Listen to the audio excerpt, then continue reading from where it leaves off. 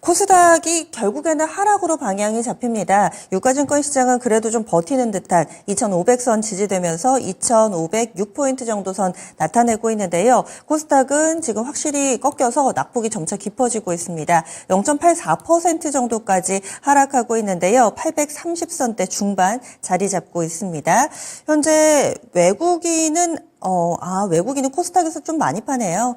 그러면은 키워드 놓고 이야기 나눠볼게요. 유한타증권으로 갑니다. 박진희 부장 만나보시죠. 안녕하세요. 네, 안녕하세요. 네, 오늘 아침도 다소 좀 어두워지고 있습니다. 어떻게 보셨어요? 네, 시장 상당히 어렵습니다. 제가 지금 시장 어렵다고 느낀 게 거의 3주 넘은 것 같아요. 제가 감기 걸려서 맹해가지고 어려웠나 했더니 좀 시장이 전반적으로 좀 어려웠던 것 같습니다. 선택이 조금 쉽지 않고요.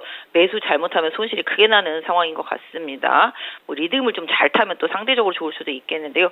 오늘 시장 보시면 장 초반부터 시장 좀 흘러내리고 있는 모습 보실 수가 있겠습니다. 특히 코스닥의 외국인 매도 집중되는 모습 보실 수가 있겠고요.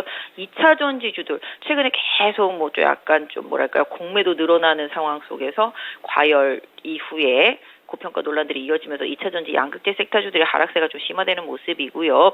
오늘은 전체적으로 다 빠집니다. 자동차, 반도체 비롯해서 전반적으로 빠지고 있는 모습 보실 수가 있겠고, 특히 실적 발표한 종목들 중에서 실적이 미스난 종목들 위주로 하락세가 이어지는 모습 보실 수가 있겠습니다.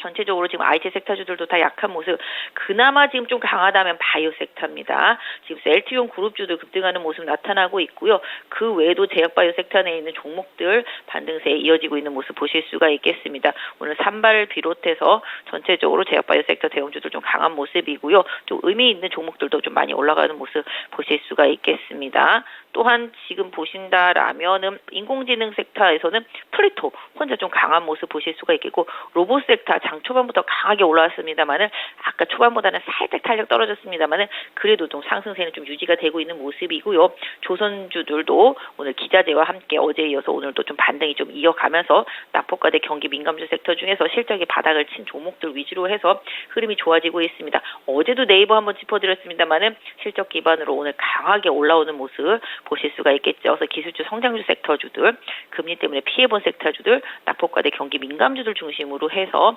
저가에서 반등세는 보여지고 있는데요. 시장 전체적으로는 분위기가 좀 다운되면서 CPI 지표 발표에 대한 경계심이 발동되고 있는 모습입니다.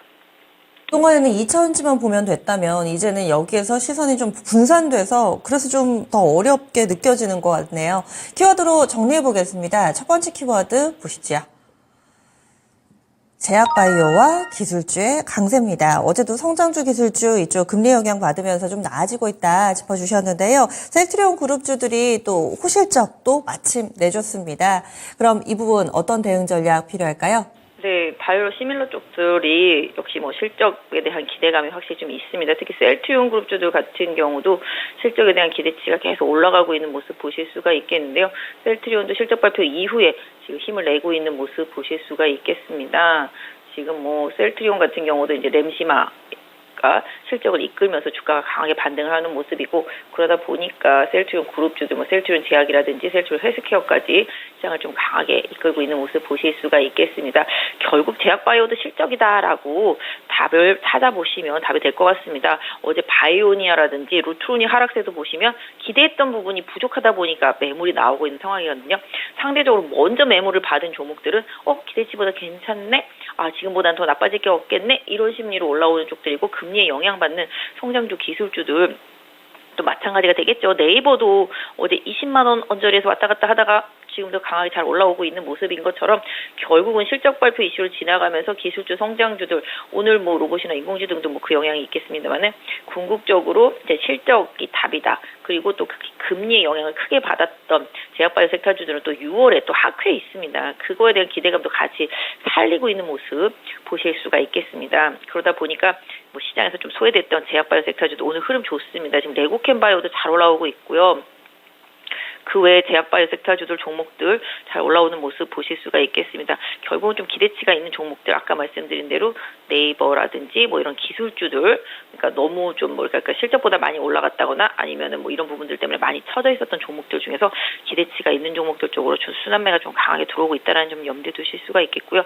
다만 이제 헬스케어 그다음에 제약바이오 이 섹터 안에서는 확실히 좀 가격 메리트가 있고 실적에 대한 기대치가 있고 외국인과 기관의 수급이 강하게 들어올 수 있는 종목들 이런 종목들을 좀 선별해서 어제도 말씀드린 대로 선별하고 슬림화시키는 전략을 당분간 계속 유지시켜 주셨으면 좋겠습니다. 네.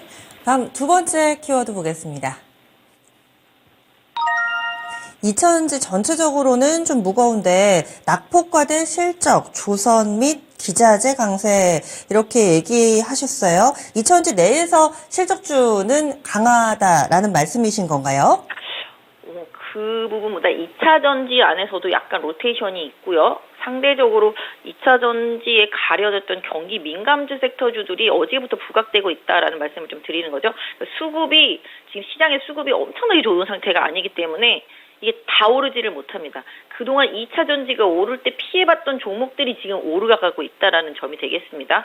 상대적으로 지금 2차 전지 양극재 쪽에서 뭐 에코프로라든지 지금 에코프로 BM이라든지 오늘 보시면 LNF, 그다음에 포스코 퓨처, 포스코 홀딩스, 그다음에 그동안 많이 올랐던 응급제들 뭐 나노신소재라든지 뭐 이런 부분들이랑 코스모 그룹주들, 그다음에 뭐 대주전자 이런 식으로 해서 지금 2차 전지 섹터주들이 계속 다운되는 흐름이 나오고 있죠. 이게 수급이 빠지면서 다른 쪽으로 이동한다는 거죠. 상대적으로 많이 오르는 것보다는 상대적으로 많이 빠졌는데 괜찮네 이런 종목들 쪽으로 이동하고 있다는 걸 말씀드리는 거고요. 조선주나 조선 기자재가 1분기에 저점 찍고 하반기에 실적에 대한 기대치가 분명히 있기 때문에 이 부분이 영향을 주고 있는 거고요. 어제도 말씀드렸고 지난주에도 말씀드렸지만 건설, 건자재 기계 이런 쪽들도 다 그런 류들인 거죠. 경기 민감주들 금리 때문에 뭔가 좀 안 풀렸던 종목들 위주로 시장에서 상대적으로 선호도가 올라가고 있는 상황이라고 보시면 좋겠습니다. 특히 조선주들은 계속 실적에 대한 기대치 얘기가 나오는데도 불구하고 시장에서 많이 빠져 있었거든요. 그러다 보니까 지금 오히려 저점 매수들이 좀 들어오면서 미포조선이나 현대중공업,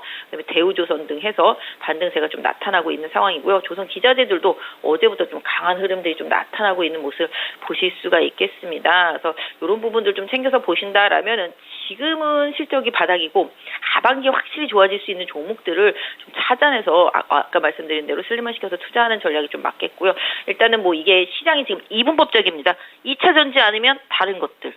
그러니까 2차 전지가 오르면 다른 것들이 빠지고 다른 것들이 오르면 2차 전지가 빠지는 그런 약간 이분법적 시장이 되어 있는 부분은 결국은 수급이 개선되지 못하면은 계속 이런 현상이 나타날 수 있을 거라는 거죠. 그래서 2차 전지 가지고 계신 분들이라든지 아니면 낙폭과대 경기 민감주를 가지고 계신 분들은 서로의 주가 흐름 또 외국인들의 수급 이런 수급들을 좀 잘 챙겨 보시면서 섹터 대응을 하시는 게 당분간 좋을 것 같습니다. 네. 마지막 키워드 보겠습니다. 오늘 준비된 마지막 키워드 로봇 인공지능 관련주의 반등입니다. 약간은 좀 윗꼬리가 달려가지고 과연 막판까지 시세를 유지해 줄 수 있을 것인가, 이제는 조정이 끝나고 조금씩 기운을 차리는 건가, 이런 부분이 궁금합니다. 답을 주시죠. 네, 이쪽도 아까 말씀드린 기술주 성장주 섹터로 봐주시면 좋겠죠. 그러니까 실적보다는 기대치가 많이 반영이 돼서 주가가 많이 올랐던 섹터주인데요. 또 최근에 또 조정을 오래 겪다 보니까 또 이쪽도 기술적인 반등이 좀 나오고 있습니다. 좀 말씀을 드렸던 대로 뭐 네이버들도 뭐 그쪽에 속할 수도 있겠고요. 아까 말씀드렸던 플레토 이 종목도 최근에 외국인 기관 수급이 상당히 좋습니다. 그러다 보니까 서서히 우전환하면서 상승 흐름으로 전환되고 있기 때문에 흐름 좀 계속 보셔야 될 것 같고 로봇도 마찬가지죠. 지금 뉴로메카나 레인보우 로보틱스, 어제의 SPG, 이게 로봇 안에서도 좀 주요 종목들, 그다음에 뭐 로보스타나 로보티즈는 조금 탄력이 없긴 합니다만은 약간 이슈와 뉴스를 가지고 있는 종목들 위주로는 기술적인 반등이 좀 나타나고 있습니다. 그래서 SPG, 레인보우 로보틱스, 뉴로메카 요 3개 정도가 지금 오히려 로봇 섹터 아래서는 좀 탄력적인 흐름을 보실 수가 있겠는데요. 뭐 일단은 개인적으로는 60일선이 살아있고 20일선은 꺾여 있지만 그 21선과 61선 맞닿는 부분에서 강하게 반등이 나왔다라는 점은 일단 긍정적이다라고 볼 수 있겠습니다. 다만 이들이 지난 고점을 다시 돌파하면서 추세를 우상향시킬 수 있겠냐라고 질문을 하신다라면은 그것까지는 아직 조금 더 봐야 되지 않겠냐. 지금은 61선인 중기 이평선에서 기술적인 반등이 좀 나왔고 시장에서 상대적으로 기술주 성장주 섹터주들의 순환 반등 과정의 흐름이다라고 일단 보도록 하겠습니다. 그래서 추가적인 반등 시도는 좀 있을 수 있을 것 같은데요. 역시 이쪽도 상대적으로 만약에 다시 갑자기 2차 전지가 오른다거나 이런 흐름이 나오면 수급이 빠질 수가 있으니까 이런 부분들 참고해 보시고요. 다만 지금 흐름상으로는 로봇과 뭐 일부 인공지능 정도 네, 약간 침류들, 뭐, 요런 류들 일부 괜찮은데요.